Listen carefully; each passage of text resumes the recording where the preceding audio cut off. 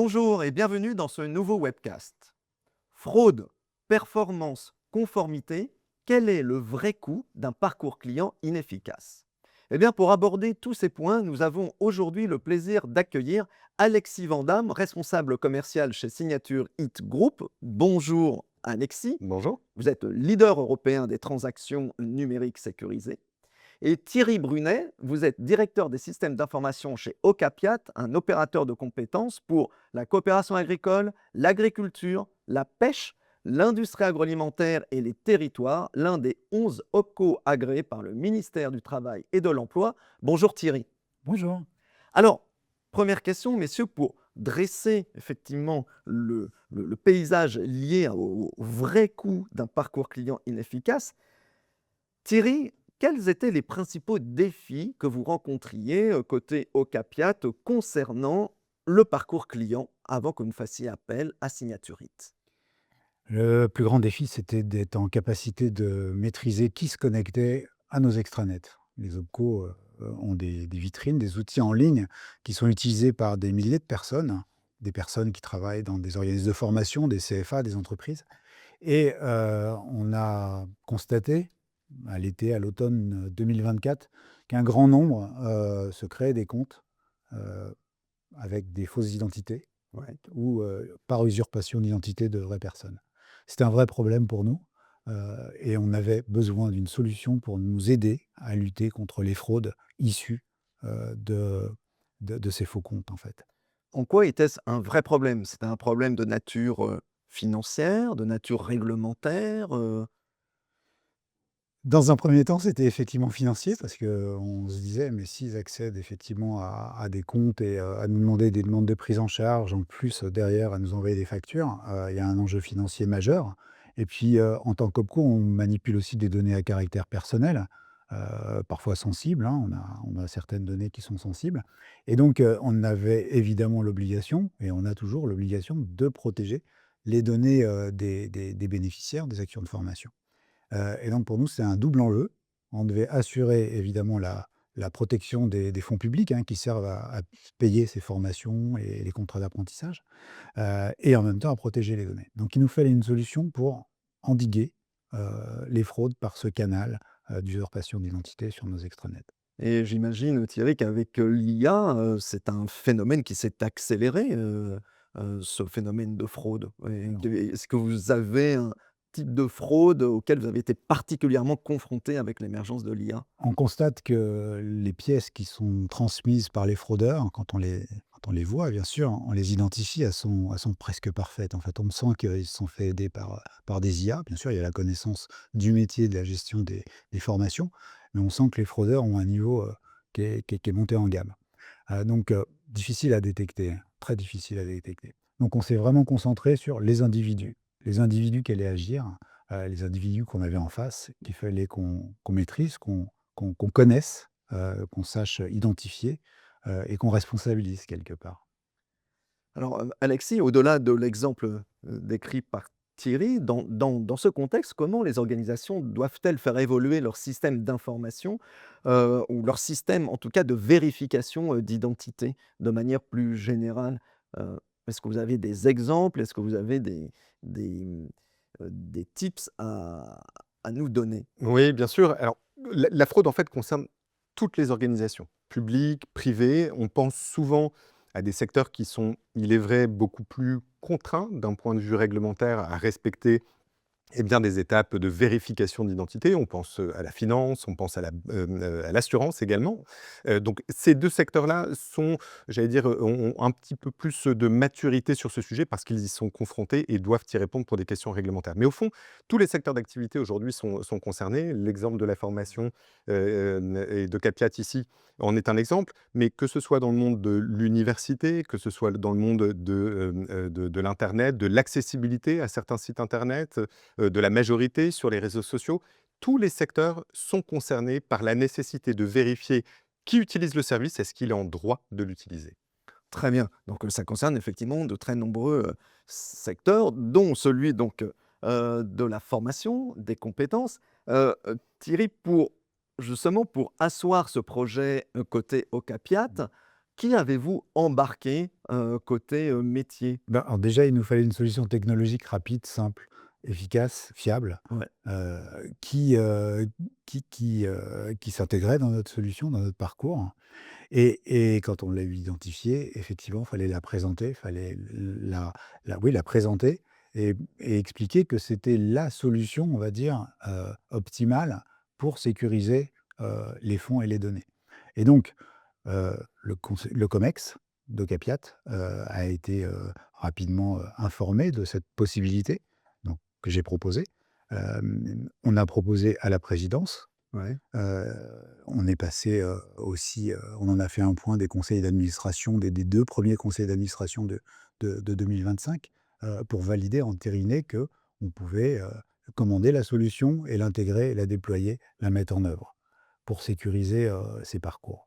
Donc le COMEX, mais j'imagine également donc et l'IT, dont vous êtes l'un des représentants. Le leader, ouais. Mais j'imagine aussi, la finance, Ils font partie du COMEX. paye. Oui, ils font En fait, partie ils font partie de du com COMEX, ouais, en fait. Il y a donc tous les métiers reconnus regroupés au COMEX, au en fait. COMEX. Ouais, ouais, tout à Donc il s'agit vraiment d'un projet d'entreprise et pas seulement d'un projet, IT ou complètement. technologique. Complètement, c'est un projet d'entreprise.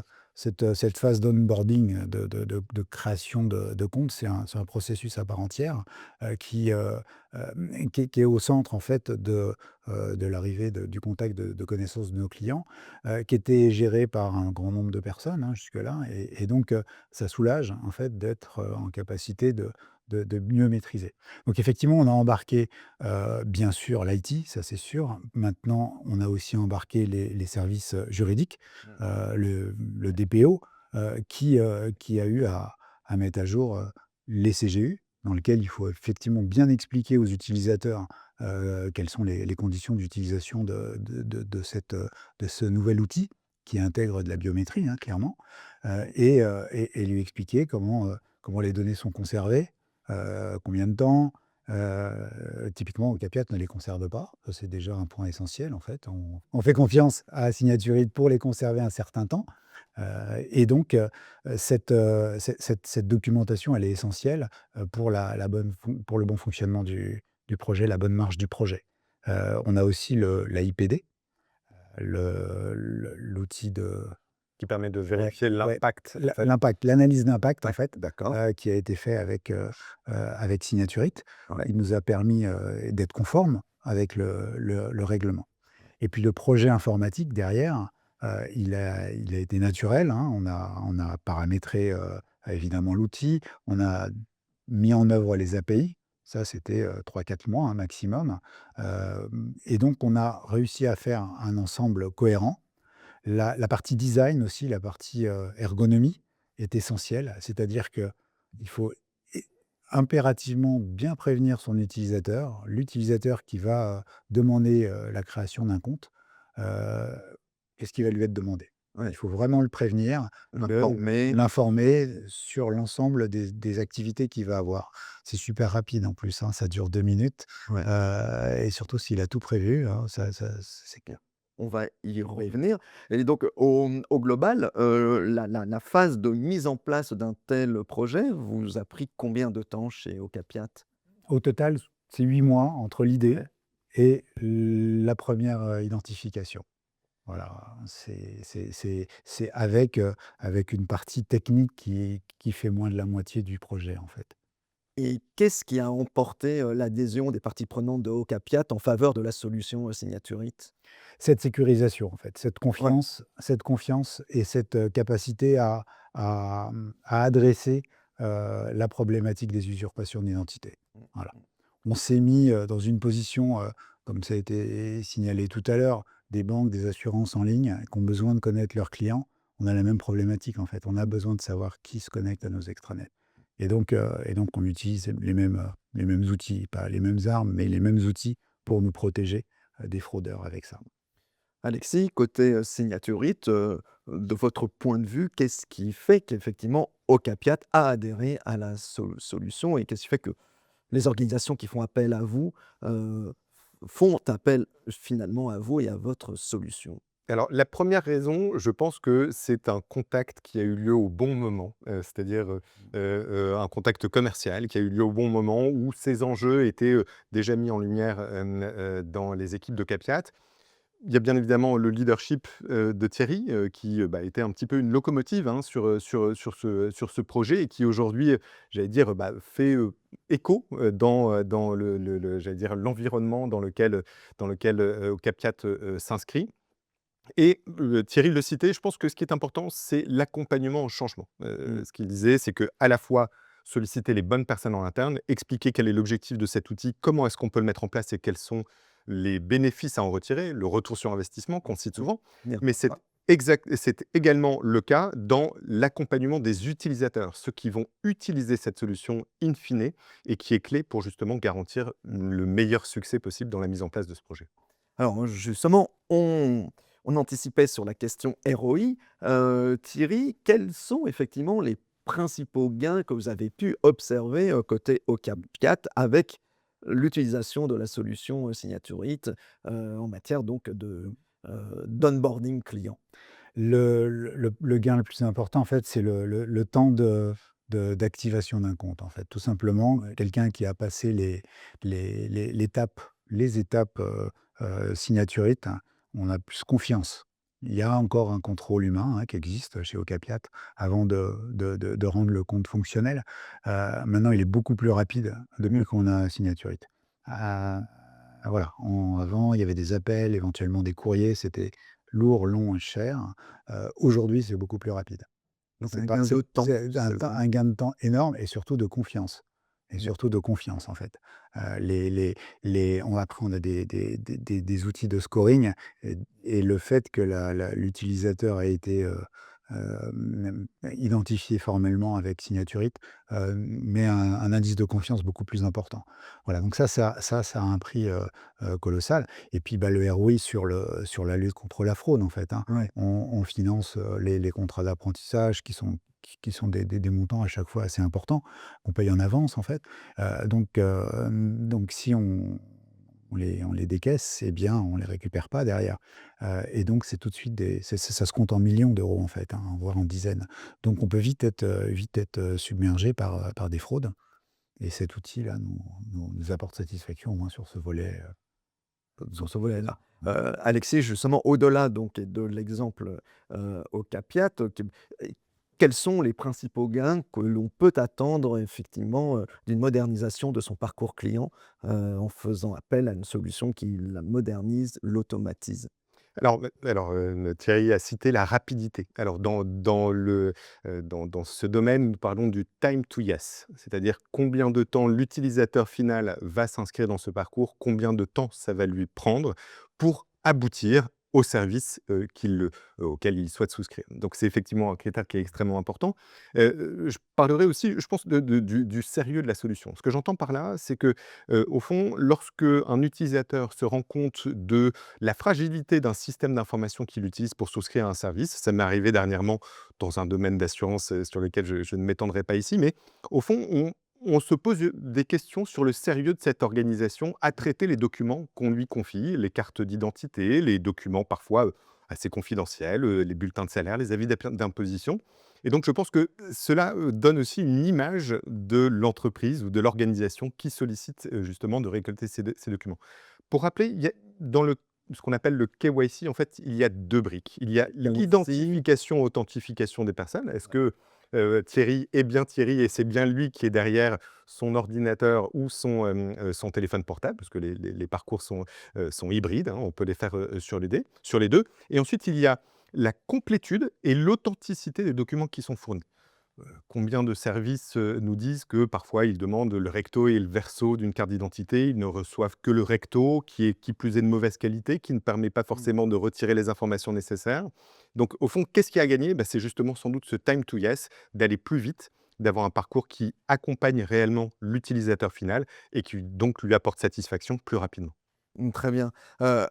Avant de conclure, Thierry, Alexis, j'aimerais vous entendre sur, de par votre retour et d'expérience, quels sont les erreurs les plus fréquentes que vous avez rencontrées, Thierry, dans la mise en œuvre de ce projet et que vous, Alexis, vous avez pu rencontrer, auprès d'autres secteurs et d'autres clients? Thierry? Alors, globalement, on a fait assez peu d'erreurs, hein, dans le sens où on a été très, très bien accompagnés, par une équipe compétente et expérimentée, on va dire, dans le domaine, qui avait déjà déployé des solutions équivalentes à ce qu'on voulait mettre en place, chez d'autres clients. Et par contre, non, ce qui est important, c'est bah, les écouter et adapter, en fait, le discours, adapter toute la documentation qu'on va mettre et qu'elle soit la plus synthétique, la plus claire possible, pour que ce parcours se fasse bien et éviter que les gens, nous déposent des pièces d'identité, floues ou des cabis qui ont 20 ans ou des documents qui ne seront pas valides. Voilà, donc toute l'information qu'on donnera en amont, de façon synthétique, fera que ce parcours sera rapide et un succès. Voilà. Prévoir, enfin prévenir aussi que la biométrie va intégrer le parcours. Voilà. Tout dire et de façon en même temps simple pour pas que les gens décrochent. Ça, je pense que c'est l'élément clé du succès, qu'on affine encore 8 mois après, hein. Ouais. On a encore des constats d'optimisation. Ça reste très à la marge. Ça fonctionne très bien. On n'a aucune perte d'exploitation. Ça marche H24. On est très, très satisfait, du dispositif. Il est sécure, hein, on n'a pas d'accident, et voilà, donc je pense que la clé du succès, c'est l'information qu'on donne en amont. Voilà. Alexis, vous Et confirmez? pour compléter, alors, encore une fois, Thierry l'a un petit peu dit plus tôt, mais solliciter les bonnes personnes en interne. On a parlé notamment des métiers. Les métiers, en fait, ce sont souvent ceux qui connaissent opérationnellement les vraies difficultés qui sont rencontrées par l'organisation. Et donc, il est impératif d'inclure les métiers si on veut avoir une bonne photographie de l'existant et pour pouvoir se projeter. Donc pour moi, le premier élément, c'est, de pouvoir, discuter avec les métiers et le deuxième élément, c'est de pouvoir considérer un projet dans son ensemble. On a parfois eu des échanges avec des clients qui, au fond, considéraient cette brique KYC ou d'identification et d'authentification comme, j'allais dire, quelque chose qu'ils allaient juste rajouter en bout de chaîne et qui allait, parfaire leur parcours. C'est souvent l'occasion, en fait, de remettre le parcours à plat. Alors il ne s'agit pas de tout reprendre à zéro, mais en fait, d'essayer de dézoomer un petit peu sur la situation pour voir si on peut mieux répondre aux attentes réelles et aux objectifs stratégiques de ces organisations, au même titre que la fraude est un enjeu stratégique pour les OPCO, mais pas que. OK. Très bien. Messieurs, là, pour conclure, on en arrive au terme de cet entretien. Quelles sont les prochaines étapes, effectivement, donc après la mise en place, effectivement, de la solution auprès de Ocapiat? Quelles sont les prochaines étapes, de la collaboration? Et de manière plus, globale, comment voyez-vous évoluer dans les 3, 4, 5 prochaines années, l'onboarding, client? Alors peut-être Thierry, sur les prochaines Oui, étapes? je Et pense qu'on va avoir un sujet d'identité numérique, en fait, global, ouais. qui permettra effectivement en permanence quand on connecte, ou que quelqu'un se connecte sur un système qui soit, identifié, formellement et qu'il, ne se soit pas fait, voler son identité. C'est Mmh. un vrai problème, en fait, hein. Donc je pense que les enjeux majeurs de demain, ça va être ça. Pour Ocapiat, c'est effectivement continuer, à déployer cette solution, à la mettre en œuvre et à sécuriser les accès. Peut-être étendre le périmètre, à d'autres types d'utilisateurs, moins à risque aujourd'hui, mais qui méritent, une attention. Voilà, aujourd'hui, c'est ça qu'on attend, en fait. Oui, beh, alors, Si. pour compléter, effectivement, on a parlé du KYC, mais c'est vrai que, bah, l'une des potentielles futures étapes, c'est le KYB pour business, hein, Know Your, D'accord. Your Business. Donc, lorsque les interactions se font avec des entreprises et pas forcément avec des opérateurs finaux. Et dans les perspectives à 3-5 ans, alors j'en verrai 2 majeures. La première, c'est eIDAS 2, hein, qui, va, bientôt, rentrer, en L'application. application, exactement. Et puis le e-wallet européen. Alors le e-wallet européen, c'est un très vaste sujet, qui concerne principalement des informations de type régalienne, carte d'identité, permis de conduire. Mais au fond, le marché nous donne beaucoup de signaux sur la nécessité de pouvoir alimenter les données régaliennes de type identité avec d'autres documents. Thierry parlait un petit peu plus tôt du CABIS, Un dirigeant d'entreprise doit pouvoir conserver dans un portefeuille à sa disposition, au nom de son entreprise, par exemple le CABIS, le statut de sa société ou d'autres documents qui lui permettront de gagner en temps et en efficacité dans l'ensemble des interactions qu'il pourra avoir dans le cadre de ses affaires. Dans une sorte de coffre-fort numérique Absolument. plus Alors, sécurisé. coffre-fort est un terme un petit peu réducteur parce qu'il signifie vraiment en fait, la capacité de stocker à titre personnel des éléments. Mais effectivement, ça s'inscrit tout à fait dans cette thématique-là, c'est-à-dire de pouvoir récolter en un seul et même endroit les documents d'identité et tout ce qui va nous permettre de souscrire à des services au titre d'une entreprise ou d'un particulier. Très bien. Bah, écoutez, merci beaucoup. Merci Alexis. à vous. Merci Thierry de nous Merci avoir beaucoup. éclairé sur effectivement les enjeux de l'identité numérique et comment mieux la sécuriser tout en la simplifiant. Merci à vous. Merci beaucoup. Merci bien. Et quant à moi, je vous retrouve pour un prochain webcast.